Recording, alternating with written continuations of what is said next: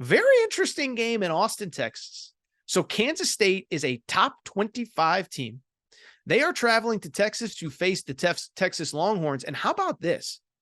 The spread in this game is just 4 points. The over-under set at 49. And this is an interesting game for this reason.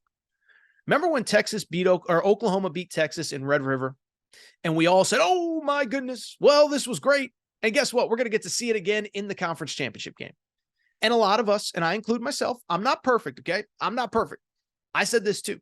I said, well, guess what? We get to see it again in the conference championship game. Well, just one thing.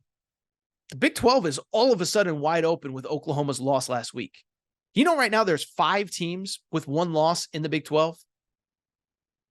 Oklahoma, Oklahoma State, Texas, Kansas State, and Iowa State. 4 of those 5 teams play each other. We'll get to Oklahoma State later in Bedlam. So this is a big game for the conference, for the race, for the college football playoff, for Texas.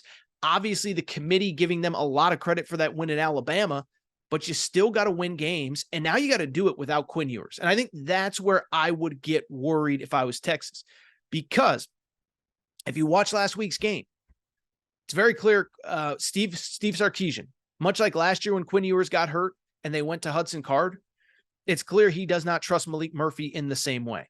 35 rush attempts, just 25 pass attempts against BYU. And you sit there and say, well, of course, it's a backup quarterback. I get it.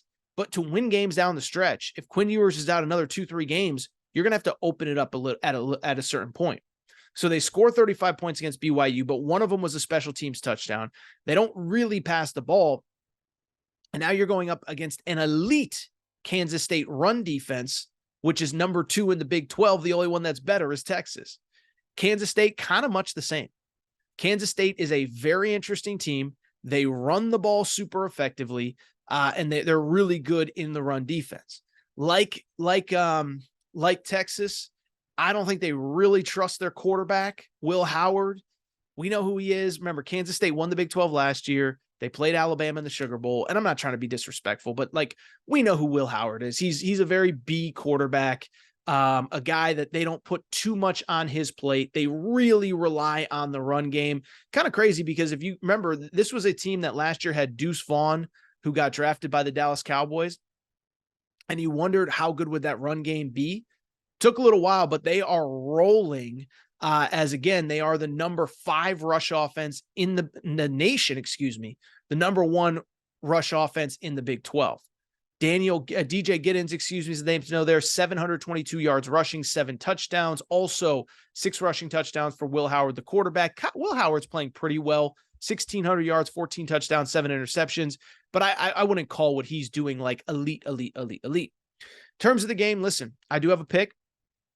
I do have a bet. I like the under in this one. I mean, think about it.